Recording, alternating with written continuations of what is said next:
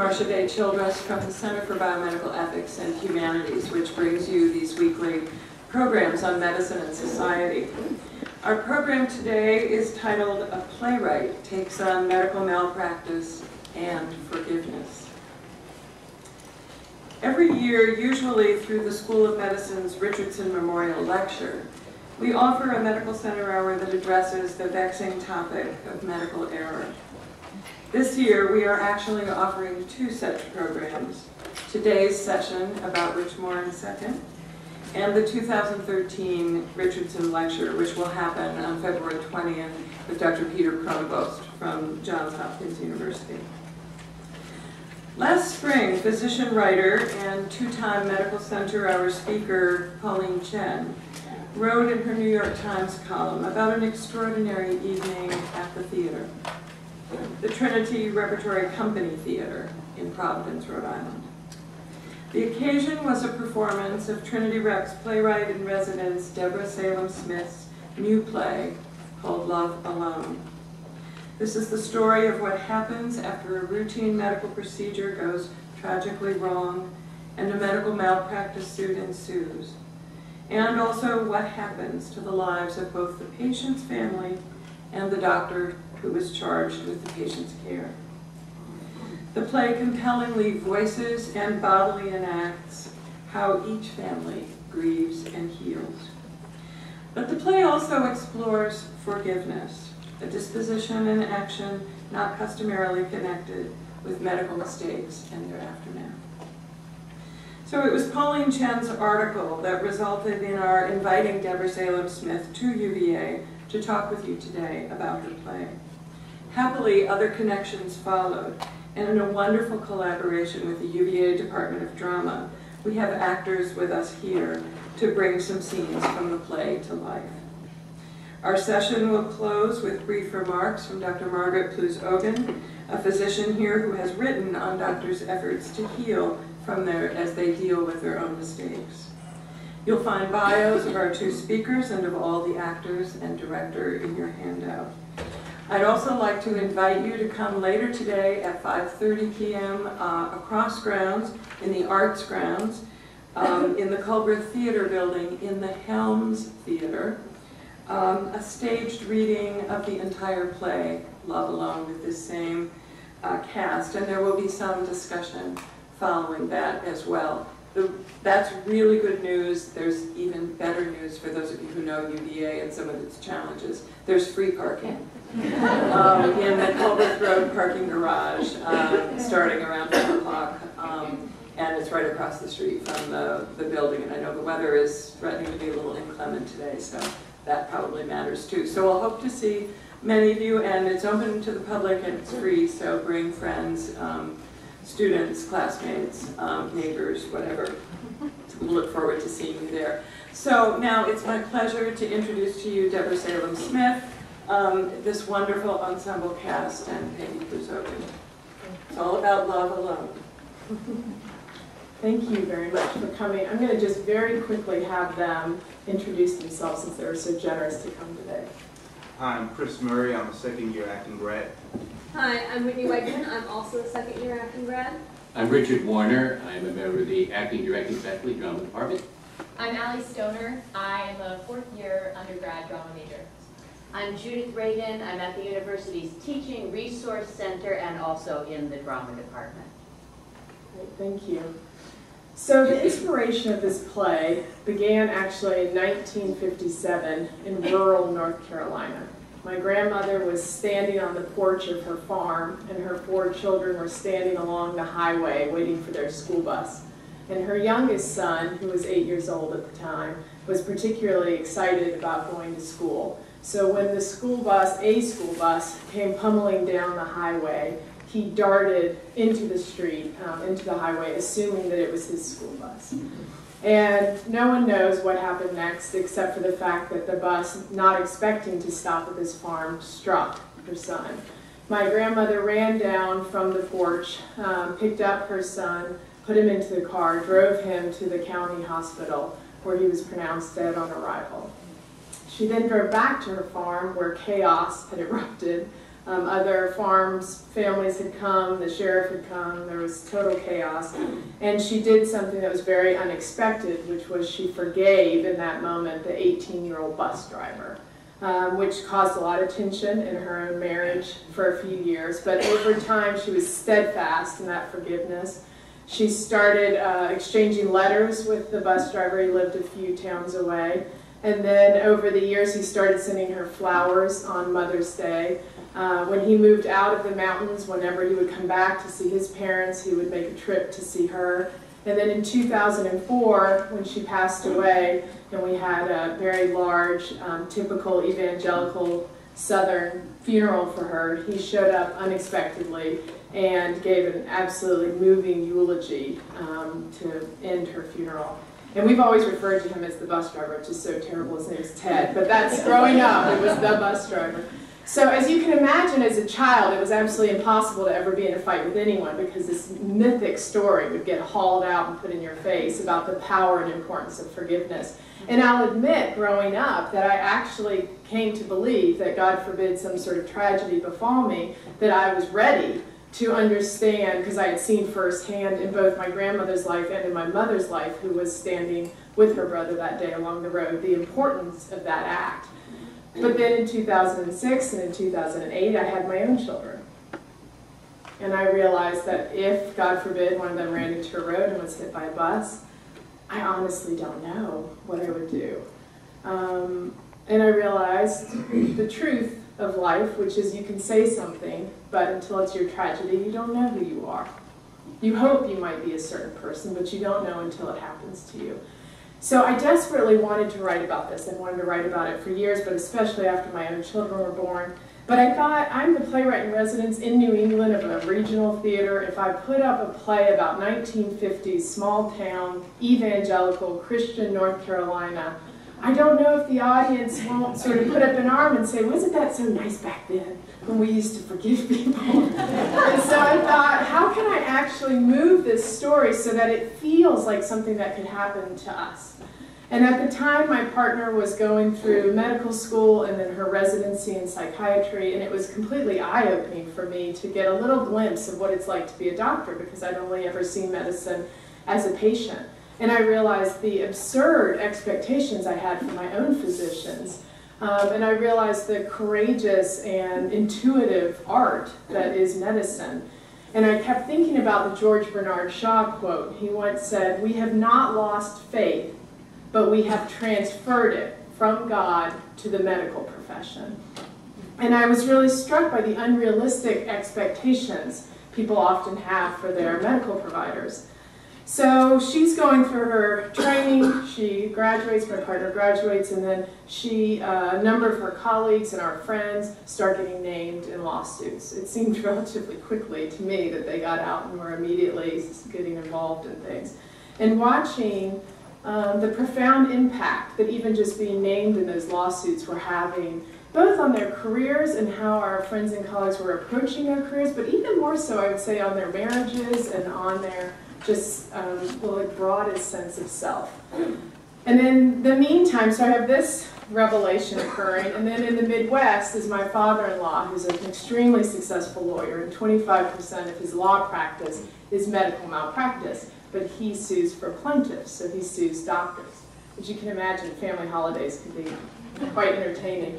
But if you listen to his cases, because he can pick very carefully what he does, since it's not his entire livelihood, you know, you hear from his families, and it's absolutely heart-wrenching. I mean, you actually really understand why they're doing what they're doing, and you see just the pain and devastation of not understanding what happened and how they get shut out of the system. And that made me realize, well, maybe this is the contemporary example I've been looking for as a story, because we'll all be patients one day. It's a possibility that you can go into the hospital and something very unexpected can happen, and it can change everyone's life that's involved. So I thought, here, I'll start a story where a 48-year-old goes in for minor surgery, 48-year-old woman, and she dies unexpectedly in the surgery. And the goal of the play was to track then the fallout in both homes and to hopefully honor the story of the difficult journey that the doctor goes through after the bad outcome, but to also honor the story of the difficult journey that the family of the deceased goes through after the bad outcome. Because as I started researching the play and reading depositions and interviewing people, I was often struck that resources out there about medical malpractice tend to be one story or the other. It's very hard to find resources that combine the experience from both sides. So that is what began this play. And you're going to see some excerpts now, thanks to these fabulous actors. And so I'll give you a little preamble in between since we're going to jump around a little bit. But the story begins when they get this terrible news. And then a few scenes pass, and they're both families, the doctor and her husband and the family of the deceased, are processing the shock of this. And the first excerpt you're going to see is when the family comes home the first time on the day that the woman has died. So Susan is the person who's passed away, and her partner of 20 years is Helen, and they have a daughter, Clementine, who's 20 years old. And this is the moment that they return home for the first time from the hospital. They had been told during the course of the surgery that it had gone really well. And then at the end, there were complications at the very end of the surgery. And so they've gotten this new news that then it did not go well. So part of the confusion you'll see in the scene is having thought that everything was okay. The only other detail you need to know is that there is a hospital bag full of Susan's belongings that they've been given. And so they're coming home for the first time into the house, but also with this bag now full of her belongings. They're at home for the first time. Helen finds Susan's sweater draped over a chair. What should she do with it? She takes it to the coat stand where she hangs the sweater up. Your aunt was worried I wouldn't think to call my office, that I'd forget to tell them I won't be in. She didn't know what to talk about. I found this young couple the perfect home. We close on it at the end of the week. They're pregnant, this couple, but the last time I saw them, I told them the story of the day you were born. How you almost crashed trying to get Mom to the hospital? I did not almost crash. Your mom, whew, she was in such pain. She was happy. She was in horrible pain. She was with you. Yes. She kept smiling at me. You guys really thought you were just friends? We were, just friends. I don't know how you hadn't figured out. I mean, come on, like you're both blind. Helen goes to the hospital bag full of Susan's belongings. She reaches for the drawstrings. No, she does not want to open the bag. She doesn't even want to be near it. How can this all be happening? Why hasn't Dr. Hendricks called us back? Oh, he had other surgeries You today. should have called by now. It's the top medical center. You saw how busy. It doesn't matter like how busy he is. Doesn't he give a fuck? Clementine. Now your mom and I, we met with 3 different surgeons. We picked Dr. Hendricks. We liked him. We trusted him. He will call. Why did he send in what's her name? You mean Dr. Neal? Well, maybe it's the anesthesiologist's job when something goes... When he came out into the waiting I area. don't know why it would be her job. Dr. Hendricks came out and told us Mom was fine. She must have been fine at that point. Then he left, and I started calling Wait, where's my phone? What the hell did I... Clementine grabs her bag and digs into it. Sweetheart, no, the side one, you put it... Yes. Clementine finds her phone and checks the calls. Okay, 122. I called Aunt Beth first. I told her Mom's fine. I heard that call. Okay. And then it was the next call, 128, and I said hi. And then there was that intercom. And people running. I couldn't hear a word Grandma said. And I did nothing. I made calls, 130, 131. It was when I called Tony, 135. I came around the corner, and that guy was running. Oh, that one wearing glasses. He almost knocked me down. The one screaming because of your mom. That guy. I made a joke. And I laughed. 122, Mom was fine. And Dr. Hendricks was with us. So, 128, something went wrong. No, wait. If Dr. Hendricks was with us, who was with your mom? Oh. Dr. Neal. So across town, Dr. Becca Neal and her husband JP have moved through some of the initial shock of that first day, and she's now preparing for the M&M conference. JP enters the room carrying a wooden baby cradle, a small can of paint, and a beer. With a brush, he touches up the paint on the cradle he has made. Becca pulls out hospital files from a box. Only my sister would invite the men today. You must be psyched. Otherwise, you'd be going to her baby shower on solo. Can you take that outside? The smell's giving me a headache. Too damp out. We need a plan. What we'll do about my stampeding aunts and your mother? Any news? What's taking so long? I should announce we're infertile. I'll be sure to hit the keywords: mucus, ointment, discharge. Gross. Repeating discharge will send them running from the topic. Aren't they bored? When are you going to have a baby? What's the problem? We haven't even tried yet. When your aunts start snooping, direct them to the cake. Cake will save you. Ah, there's cake at a baby shower. You like the way I'm thinking? I do. We'll take the seats right beside the cake. Genius. GP, look, I don't want to miss your sister's shower. And what do you mean, miss? Dr. Hendricks and I present to the department on Monday. I have to be prepared. The priority is Monday. We agreed the priority is spending time with our family. The presentation's too important. Family's important. You think I'm psyched about a baby shower? This is medicine. People's lives. Okay, don't play the my career is holy card. You're not the only one with a big career, but I make it work. Why are you having a drink right now?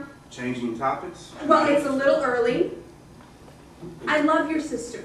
She knows I'm excited to become an aunt. Good, because the way you prioritize, we'll never be parents ourselves. Whoa. Forget it. I deserve that. Do what you want. I want to take you for a fancy dinner. Like old times. After Monday. Yes, after Monday. Look what marriage has done to us. 5 years and not once have we gone for an irresponsibly expensive dinner. Yeah, 5 years. This doesn't of have to be marriage. so How many dramatic. total? What? How many years total have we put our lives on hold? This ends Monday. We said it ended when we moved from California. But I go downstairs to the basement to get these paints, and what's down there? Our wedding presents, rotting in the basement, unopened. They're not rotting. They are unopened. Look, I promised myself Who doesn't make time to open their wedding presents? I'm not opening those gifts until we buy a We've house. had 5 years to open them. I promised myself, and to buy a house we need savings. Little choices, over and over again. I'm killing myself at work for us. I love you. I adore you. Say it, whatever it is. We said we'd start trying this month. Obviously, this month isn't going as planned. I'll tell my aunts and your mother the truth.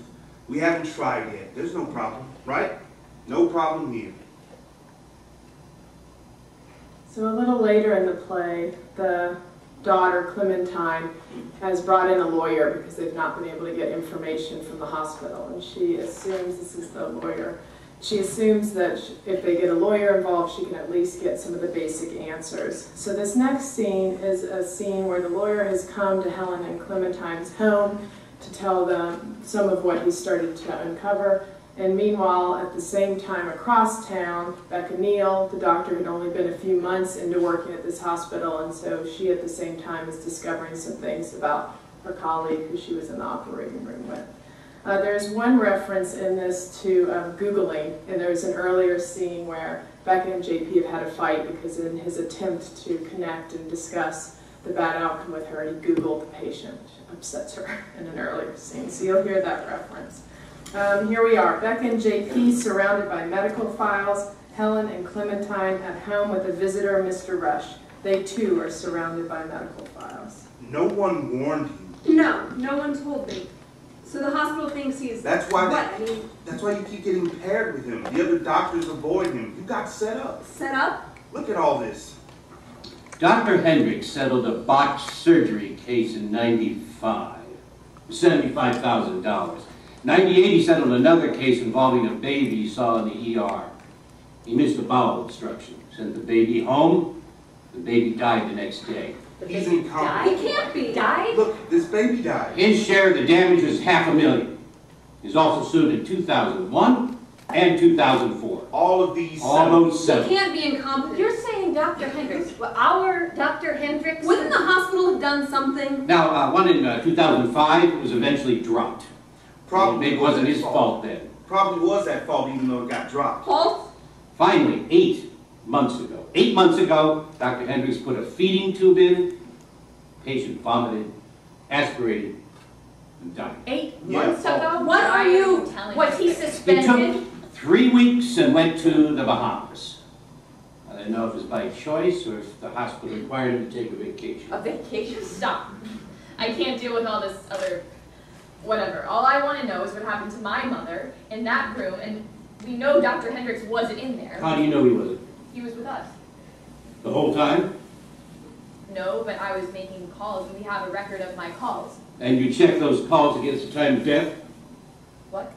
Did you check? Your bad outcome, it was Hendricks' fault. What happened to my patient was an accident. From my experience, accidents don't happen. What do you mean accidents don't happen? It was an accident on your end. My end. So on his end it was, Accidents are caused. what are you saying? It was negligence? Open your eyes, Oh, Clementine. my eyes. All I meant is you're in no way responsible. He is saying that a doctor with a history of making mistakes was allowed to operate on your mother. People at the hospital knew about Dr. Hendricks, but they let him anyways. There's no my end, his end. This is Hendricks' problem. We were in the room together. And you can't start talking about negligence, because if it's negligence, there'll be... What if the family sues? Which would be Hendricks' problem. What about Dr. Neal? If they sue, then any doctor that stepped in that room gets caught in the net. I don't want to get dragged into it to be his scapegoat. You wouldn't be. Neil, let's see. Neil has no prior lawsuits. I'm not like She was Hendricks. the top of her med school class at Stanford. Did a residency there. It's impressive.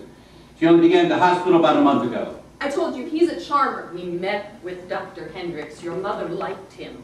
Everyone, the heads of the hospital, even the techs, love this guy.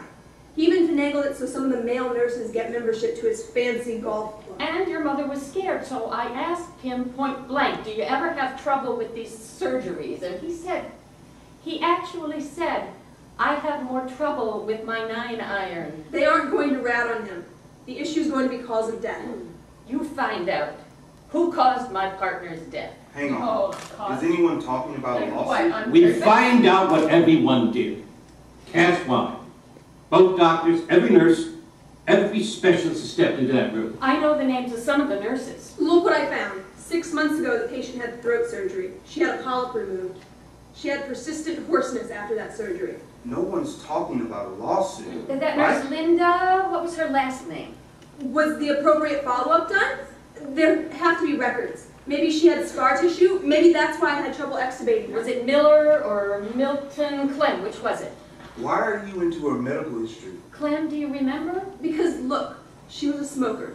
Not recently, but through her 20s. More than a pack a day. She didn't tell me that. It was Linda Miller. What are you doing? That death 8 months ago, did that family sue? No. Sue? Sue? Yes, sue. Your mother and I picked Dr. Hendricks based on a lie. I remember reading somewhere there's a link between smoking and incidents of bronchospasm. Even if they sue, you'd eventually get dropped. This is Hendricks' problem. The patient didn't tell me she'd been a smoker. She didn't tell me she had persistent hoarseness. Who cares? Who cares? She didn't tell me any of this. And the hospital's protecting him. They're all protecting him. Fine, but that doesn't make her death her fault. Whose side are you on? Side, I mean, come on, I didn't... I did everything I could for my patient. That is, except Google her. Mimi, my whole life you've always told me nothing good comes from lawsuits. I want to be treated like a human being who lost the love of her life. I am not some pesky fly they can bat away. I want your mother back.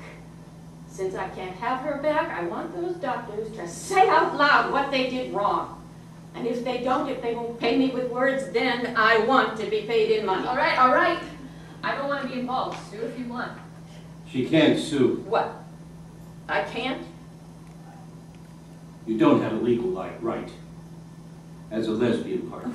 You can't be serious. The law doesn't recognize her as a spouse. Does it recognize 20 years? Helen? Helen, are you okay? Just a minute. I can sue. You can. If you want. So the lawsuit begins, and The doctor's life continues in the juggling act of practicing medicine and also feeling embittered and isolated during the process of the lawsuit. Meanwhile, across town, Clementine is returning home in this excerpt after a trip, and she notices that Mother Helen has still not opened the hospital bag full of Susan's belongings. Oh, Mr. Rush had news. The respiratory therapist is not a regular hospital employee. He only picked up the shift to make money to buy a truck. Since I left, have you seen people? So, his Socially. deposition is a tell-all. Isn't that Have great? you hung out with anyone? Are you listening? It's a tell-all. Have you hung out with anyone? Yes. Mr. Rush was here yesterday. That's how I I'm know. talking friends. Well, I had our friends over. 5 minutes in, Maria started sobbing. Mom was her best friend. Yeah, I realized that. But Maria sobbing meant everyone started sobbing, and the next thing I know, I'm comforting them. You didn't have to do that. What did I expect? Susan and I have been the people everybody comes to. Well, now I can't be that person, the one everyone leans on. I asked them all to go home. I get that wasn't, but they're upset too, and worried about you. Oh, worried, yeah. But not your grandmother. She called and wanted to come over, and I let her. For Susan, I let her. I thought, maybe Eleanor needs to be with someone who loved her daughter. But no. She came to see if she can join the lawsuit. What? Translation, Eleanor's running out of money. So I asked her to go home, and now I am happily taking a break from hosting. What about Aunt Beth? You saw Aunt Beth. She was supposed to help you pack Mom's clothes. I've been busy, and anyway, you know how your mom feels about her clothes. Past tense. Yeah, that's what I said. That's not what you said. I know what I said. Let me guess. No, I Mom's know clothes what are I still said. in the laundry hamper. We are in the middle of a huge When I lawsuit. called the answering machine. We are hunting it down was the still facts. Mom's voice. It's going well. Are you listening? You haven't touched her hospital bag. You aren't here. And I'm busy. That's it. That bag's your first step forward. I have asked you to leave that This'll alone. help. Oh! Yeah. Get through the funeral, that helps. Go on vacation, that helps. Try dating. Try yoga, visit old friends, make new friends. Everyone's an expert suddenly on what helps. Maybe it's not a good sign. Of what? Good sign of what? You have to unpack it. You aren't accepting what's happened. We have no choice but to accept what's happened. Then show me. Mom would want you to unpack that bag. Oh, rule number 1. We are not going to walk around saying what she would want. We'll never know. So no putting words in her mouth. You're right. It's hard. I've been doing it too. I didn't mean. And that is why we need the rule to keep us honest. I don't get it. What do you think is in that bag? Clementine, did you come home to see me or to upset There's me? nothing in there. It's just random stuff. Damn it, what's there to be so afraid of? You find out what's in there. Deal with it and find out. I know what's in there. On top are her sandals. The ones with the hand-painted birds on the, you know, she would have taken them off last. They'll be on top of her blue summer dress. It'll be shoved in there. She'd never have folded it. You think I don't know exactly what she looked like? And in her pockets? I know. Her phone, her watch, her wallet with something like $4 inside. She always had some useless amount. So $4, 2 credit cards, a bank card, her library card, and her license. Don't you think I know what's in that bag? Her hair was up when we went to the hospital. I'm sure they made her take it down. So those hair combs, the ones from Madrid, will be in her pocket with her ring. And then she will have something random. I mean, there's always, she had something completely random in her pocket. That will be the only mystery in the bag. What random something that she picked up, who knows where. You know, there'll be like a paper clip or a button, something. One mystery, that's it. Because I know everything else. It's the last time I saw her. I know she isn't coming back. You think I don't know? I see her walking off with that nurse over and over again. I see her walking off, and she looked back at me, and I don't know what I said to her. What did I don't know if I said I love you or something practical, something horribly useless right as she left me. I can't remember. Do you know? Help me. Do you remember? I said something. Help me. What did I say to her?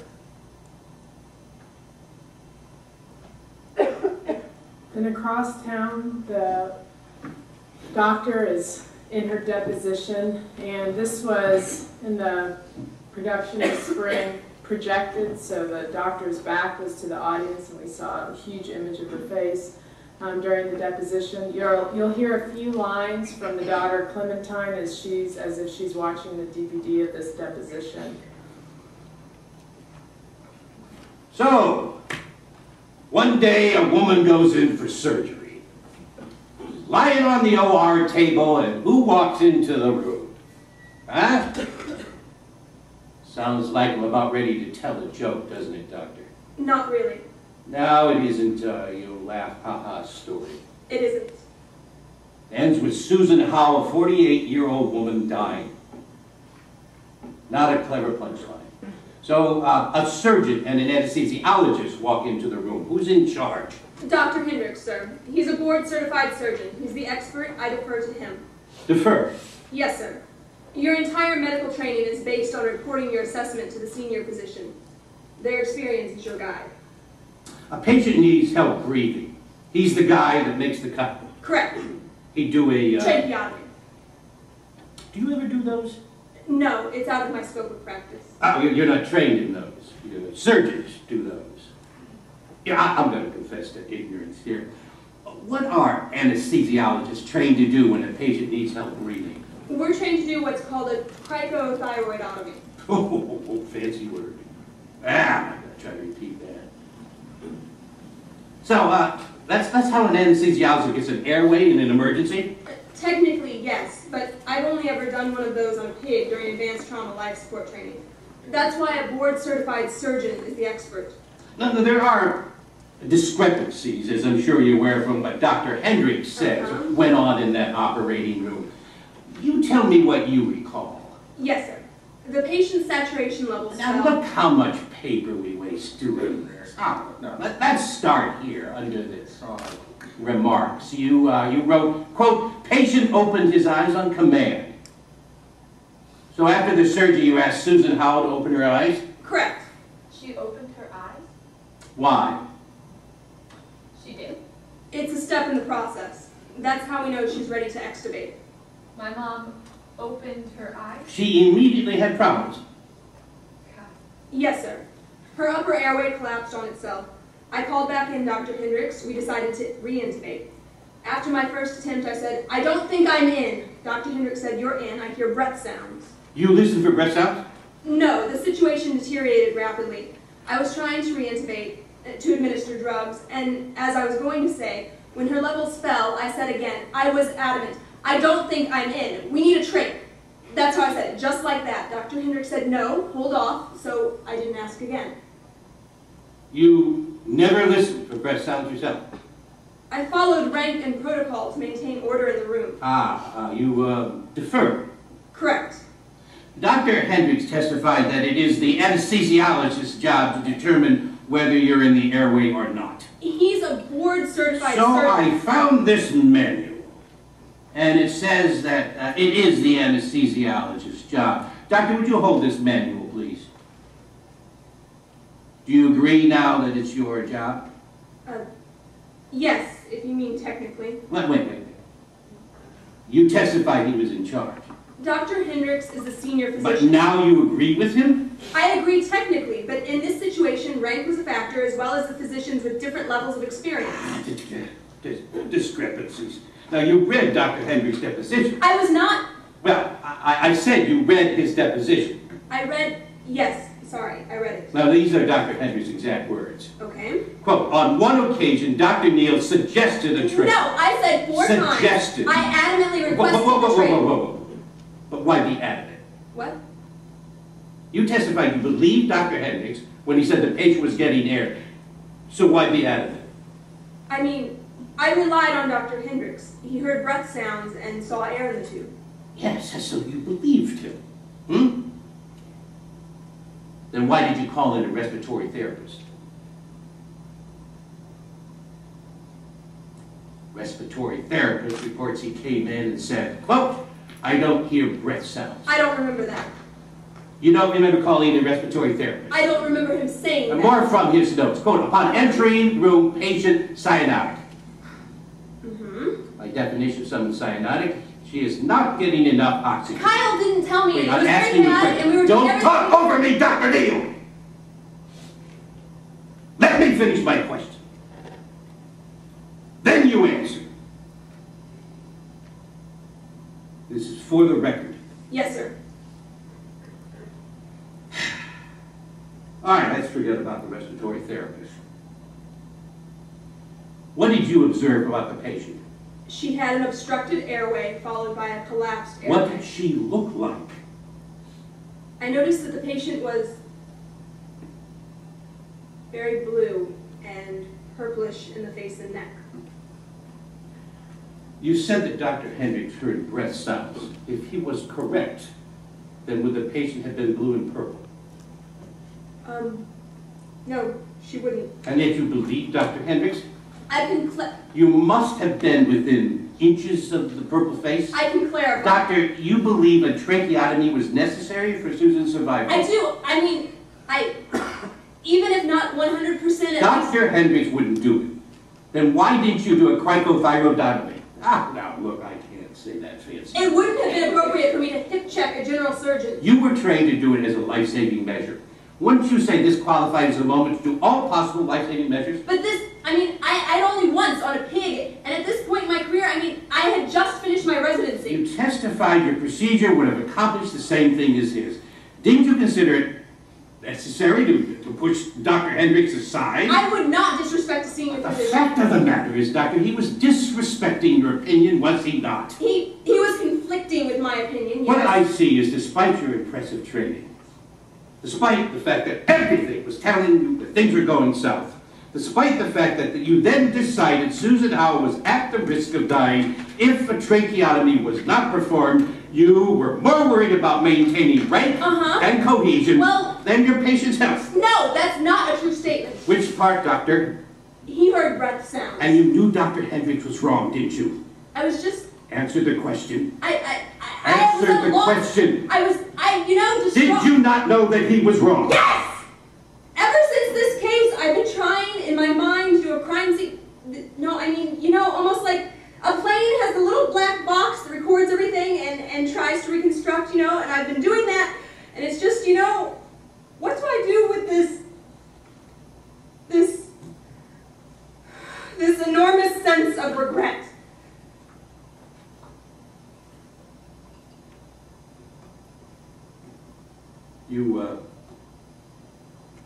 You didn't mean for Susan Howell to die.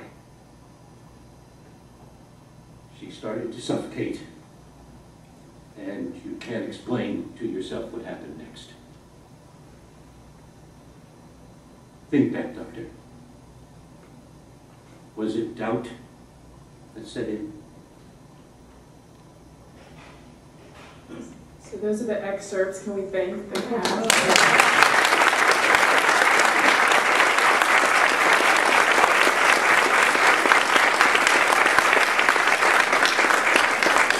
Say as a last thought that I think for me theater is very well suited to these types of stories because you actually see a live body in real time. And I find that a lot of the discussion around medical malpractice, very quickly the parties involved all get separated and the only communication is through papers and through other people.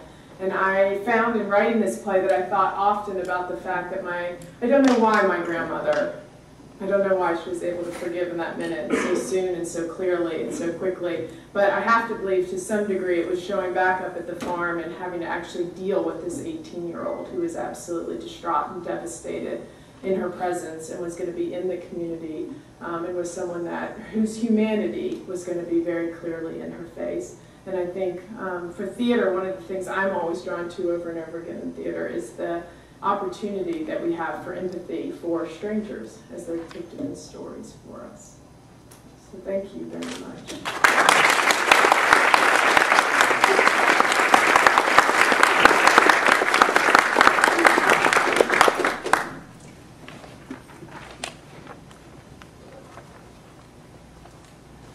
So at the risk of giving away part of what's coming, because I really would love it if you could see the whole thing tonight, I want to read a few lines from the play that weren't read here. So at one point, Becca and Clementine, after the deposition, meet behind the hospital kind of by chance. And Becca says, you know, I would never have intentionally kept you from your mother. I was doing everything I could to save her. I'm a good doctor. Look at me, please. I'm a good doctor. And Clementine shoots back, no faults here. Perfect daughter, perfect doctor. And Becca says, I didn't say I was perfect. Clementine responds, oh, perfection wasn't your point? Wasn't my point either. Perfect daughter, like who the hell is that? How about good daughter? Jury's out on that one too. So this play spoke to me about forgiveness, about the common human condition of imperfection, and the amazing way that humans can connect, about recognizing that common imperfection and how it can help us heal one another. My colleagues Natalie Mann and Justine Owens and I recently completed a study on how humans cope with tragedy. And one of the circumstances we studied was a physician having made a medical mistake. And in that study we heard stories from physicians who struggled to reconcile their imperfection with the daunting task of having another human being's life in their hands. How exactly can one be an imperfect but good doctor? Growing in the wake of this kind of mistake was a journey for these doctors. Like in this play, the physicians had powerful stories of forgiveness, patients and doctors connecting around their common humanity. But growing in the wake of such a tragedy was a journey that was marked by choices. As in the play, these doctors spoke about the choices that they made, each step along the way. And I thought I'd share with you some of their own words about their journey.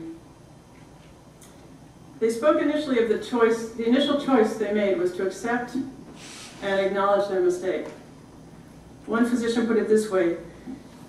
He said, the hardest part was this quiet recognition that the buck stops here. You're going to make wrong decisions. And your job is just to own that as part of the passion for your work. I'm not bad, this is part of it. But you know, nobody ever talked to us about this kind of stuff in medical school. These physicians made the choice to be open with the patient and the family, to apologize, to take responsibility, and to get involved in trying to keep this from happening again. We researchers called that phase of the journey stepping in. One physician talked about what that stepping in was like. I went to see the patient again because when I initially broke the bad news, he was very angry. And he said, how could you do this to me? And you know, now I'm going to die because you didn't follow up on this tumor fast enough? And that really hit me hard. And it took all the courage I could muster to go back and see him again because I wanted to apologize again. I went into his room to apologize to him, and it's still so hard to talk about. He said, this was about a month later, and the patient said, I know you care about me, and he was so happy to see me and so touched that I came to see him, and he apologized to me for being angry, and I said, I came to apologize to you. And his family was there, and they said, oh no, he talks about you all the time, about what good care you took of him. And then he said to me, I forgive you. I know you would never do anything intentionally to hurt me. And for me, that was such a wonderful thing. These physicians then had to try to integrate the fact that they had made this terrible mistake into their understanding of themselves as doctors. They had to deal with their own misguided notion of the perfect doctor. One physician reflected on how long this process took. He said, well, I actually stepped away from clinical medicine for 2 years. I didn't know how to be an imperfect doctor. These doctors were on an active quest to figure out how they were going to move forward as an imperfect but good, and I might say now better doctor. The changes that occurred in them in this journey looked a lot like how wisdom has been described. They described a new sense of humility. One doctor said, well, the humility I gained was not just in the professional domain, that was deep, deep down to my core. I used to try to separate my professional from my personal domains. I don't try to do that anymore. It led to a new appreciation of working with others on a team, rather than being the lone captain of the ship. One doctor said, I'd never really appreciated up until now how we really all can, if we work together and work together well, we can help fix each other's failings, little bits at a time. They had a better understanding of the meaning of their work. One doctor said, I think these situations are really where we become who we are. It's a difficult thing, but I think adversity teaches hope. And for some, it meant a total change in how they worked. One doctor said, you know, I said to myself, I'm not going to do this multitasking anymore. I'm going to spend time on things. I'm going to see patients at a slower pace. And I'm not very good at negotiating things for myself, but I was really firm on that one. And because of that, I've had some incredible encounters with patients that never could have happened. They became more forgiving and more compassionate. One doctor said, with patients, I think I've developed a much better sense of compassion and empathy. You know, I used to be ashamed or afraid to talk about my own story. I have no problem with that now, sharing my story, and it's so helpful to them. It's been incredibly empowering for me.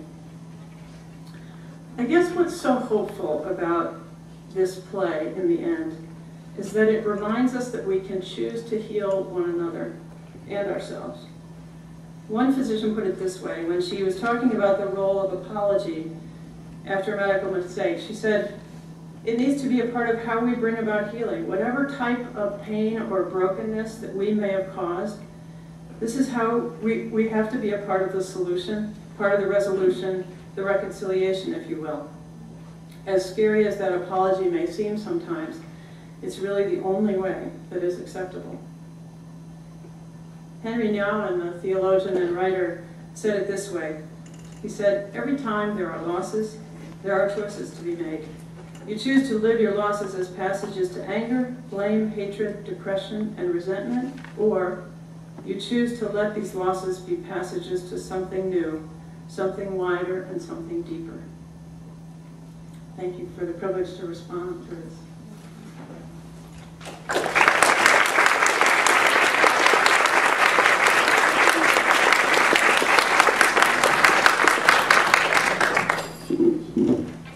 Time for some questions and comments. A couple of students will patrol the aisles. Take your question. And when you're asked, when you have the mic, please identify yourself before you ask your question.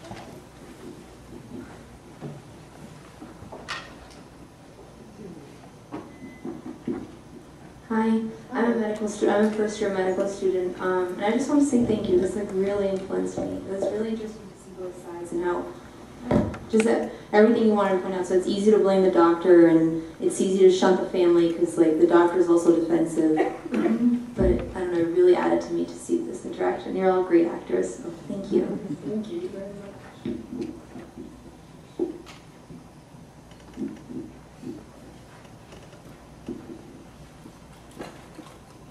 Yeah, I want to add my thank you. I'm Phyllis Kotcheris. I'm a clinical psychologist and a playwright myself, and interested in how you chose this topic as something to pursue as a playwright, and if you feel like it's helped you resolve something, and what you've found in the times that it has been produced from people's responses.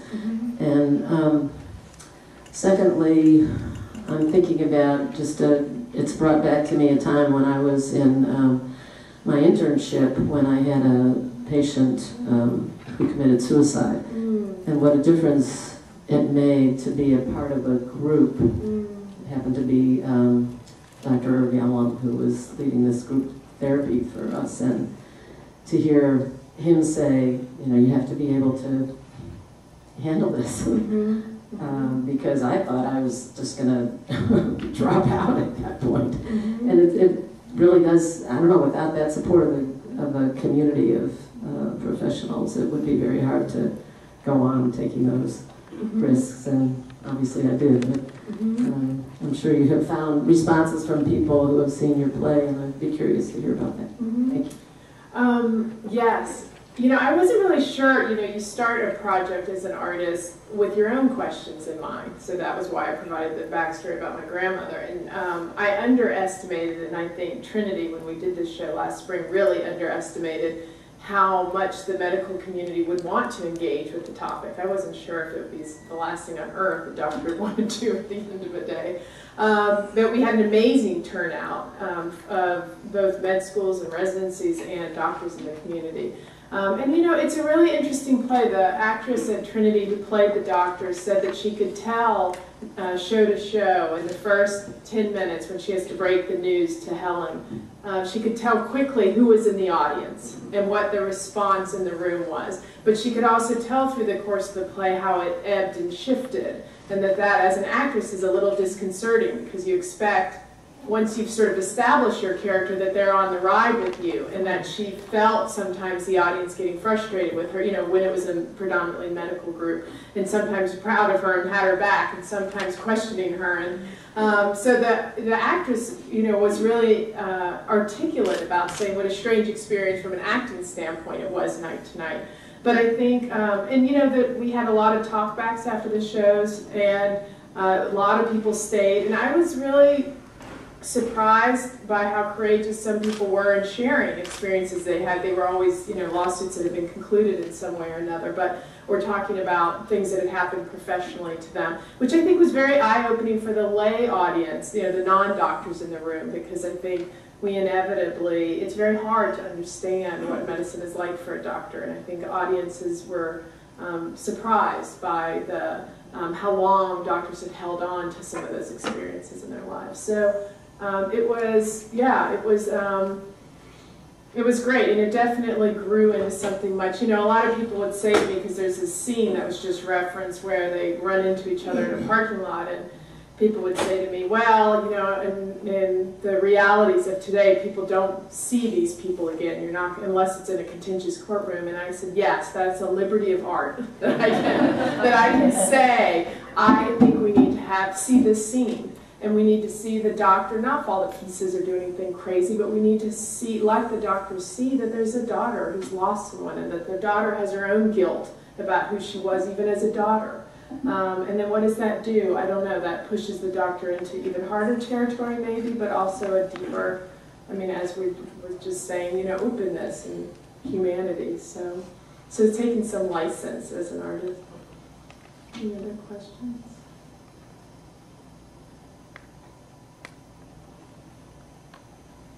If not, I may add to the rest of that story.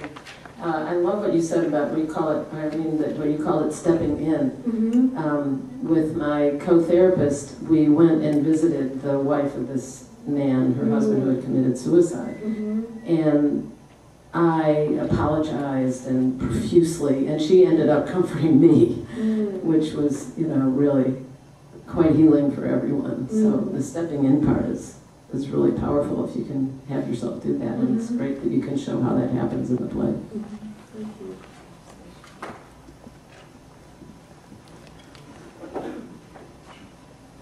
Gordon Putnam, I'm the chaplain in the Cancer Center. Really thank you for this. It was quite moving. There was one comment or one sentence that Helen gave was, "I just want to know." I would guess that's pretty intentional, and I would assume that's where the play ends up.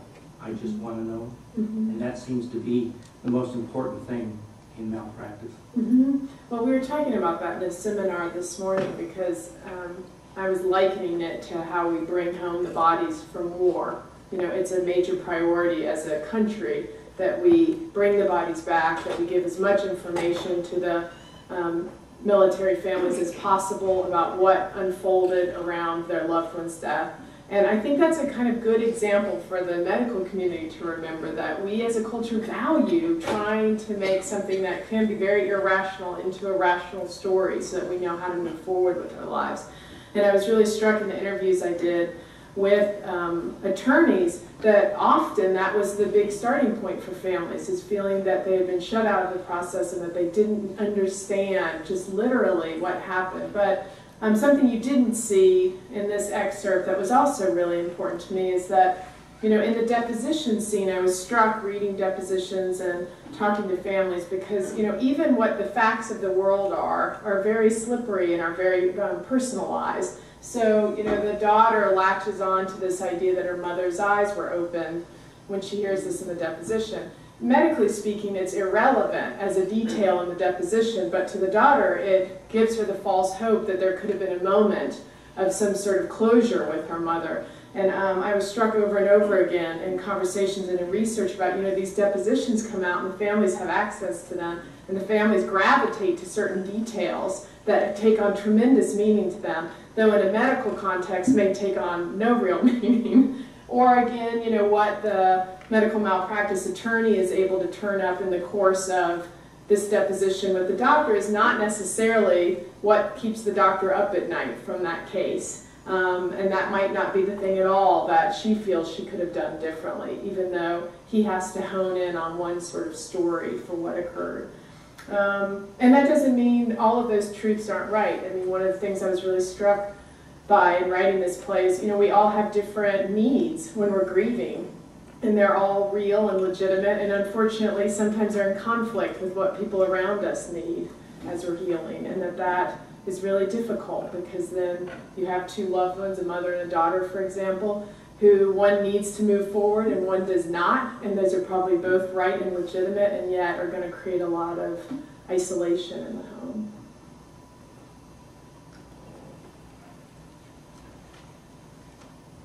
Hi, Jason Bennett. I work in the library. For people that can't make it to the 5:30 reading, is there a recorded version you recommend? Is there a recorded version? Of the No, play? this is You the know life of theater. No, it's all very ephemeral. No, there is no recorded version. Is there a written one? There's a written version, yes. There is the play itself. So yes, I can get you the play itself, but no, there's no. It just happens in the air and disappears. Well, thanks anyway. So you must all comment. That's right. Right. Stop your lives. Will there be a talk back? Will there be a what? Talk back? Yes. There will be a talk back, yes. Any final questions? Yeah, my name's Ivan Logan. Can you tell us approximately how long the case takes to evolve from the start? Give him the mic there. Yeah. How long out? Can you ask a question again? How long does the case take to evolve from the start to the end of whatever you're following? In my play or in the real world? Oh, your play. In my play. About the real world. In my play, the play ends before you've gone all the way through the suit. Okay. So you're only in the very beginning stages of it when the play ends. Okay, so I would like to make a comment. There's a wonderful review about medical malpractice in JAMA in 2012 about how long it takes for cases to work out. And it's about 4 years for a jury trial. And during that time, all of this agony that you portrayed so well is going on and on and on and on and on.